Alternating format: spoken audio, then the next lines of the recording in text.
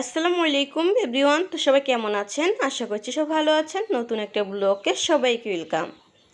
আজকে একটি নতুন রেসিপি নিয়ে আপনাদের মাঝে হাজির হলাম আলাইনা নূর তানহা পেজ থেকে।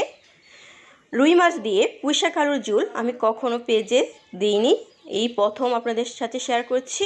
আশা করছি আপনাদের কাছে ভালো লাগবে।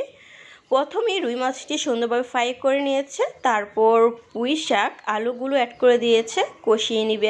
এখন পেঁয়াজটাকে ব্রাউন কালার করে নেওয়ার পর পুঁই শাক আলুগুলো অ্যাড করে দিয়েছে। তো স্বাদ মতো 1 টেবিল চামচ হলুদের গুঁড়া অ্যাড করে দিয়েছে, তারপর 2 টেবিল চামচ মরিচের গুঁড়া অ্যাড করে দিয়েছে। একটু ঝাল ঝাল করে রান্না করলে খেতে ভীষণ ভালো লাগে, তো তার জন্য একটু আম্মু মরিচের গুঁড়া একটু বেশি অ্যাড করে দিয়েছে। আপনাদের অনুযায়ী আপনারা মরিচের গুঁড়া অ্যাড করে দিবেন। তো রুই মাছের পিসগুলো অনেক বড় সাইজেরই ছিল, ভীষণ মজা লেগেছে রুই মাছ দিয়ে পুঁইশাক আলুর ঝোল খেতে। অবশ্যই বাসায় রান্না করে দেখবেন, আপনাদের কাছে অনেক ভালো লাগবে। এখন পরিমাণ মতো ঝোল অ্যাড করে দিয়েছে, ঝোলটা একটু শুকিয়ে নেবে। তো উপরে মরিচগুলো অ্যাড করে দিয়েছে, ছিটিয়ে দিয়েছে।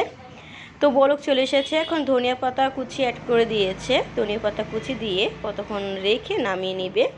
নামানোর পর দেখাচ্ছি কালারটা কতটা লোভনীয় অসাধারণ হয়েছে, খেতে ভীষণ মজা ছিল। অবশ্যই বাসায় এভাবে রান্না করে দেখবেন, আপনাদের কাছে অনেক ভালো লাগবে। আমার রেসিপিটি যদি ভালো লেগে থাকে অবশ্যই লাইক কমেন্ট শেয়ার দিয়ে পাশে থাকবেন। কমেন্ট করে জানাবেন আমার মায়ের হাতের স্পেশাল রুই মাছ দিয়ে পুঁইশাক আলু ঝোলটা কেমন হয়েছে। আর এখানে মুরগি ছিল, মুরগিটা কষিয়ে নিয়েছিল। তো কষানোর পর একটু শেয়ার করেছি, পুরো রেসিপিটি শেয়ার করতে পারিনি। তা এখানে মসুরির ডাউল আম দিয়ে রান্না হয়েছে। তো আবারও শেয়ার করছি, এতটা লোভনীয় অসাধারণ হয়েছে, খেতে ভীষণ মজা ছিল। রুই মাছ দিয়ে পুঁইশাক আলুর ঝোলটা এখানে শেষ করছি।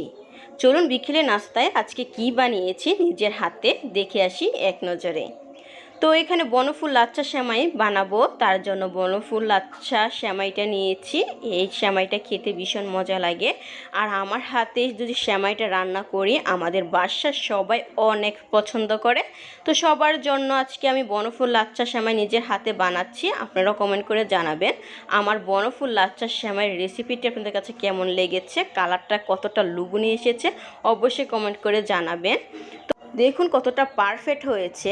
সেমাই খাওয়ার পর সন্ধ্যায় বানিয়ে নিলাম নিজের হাতের স্পেশাল কফির জন্য এখানে আগে মিল্ক অ্যাড করেছি, মিল্কটা সিদ্ধ হওয়ার পর কফি মিক্স অ্যাড করে দিয়েছি। তারপর এখন কাপে রেখে দিচ্ছি। কাপে রাখার পর দেখাচ্ছি কতটা লোভনীয় অসাধারণ হয়েছে কফিটা, ভীষণ মজা হয়েছে। আপনাদের কাছে কেমন লেগেছে আমার রেসিপিগুলো অবশ্যই কমেন্ট করে জানাবেন। সবাই ভালো থাকবেন, সুস্থ থাকবেন। আল্লাহ হাফেজ।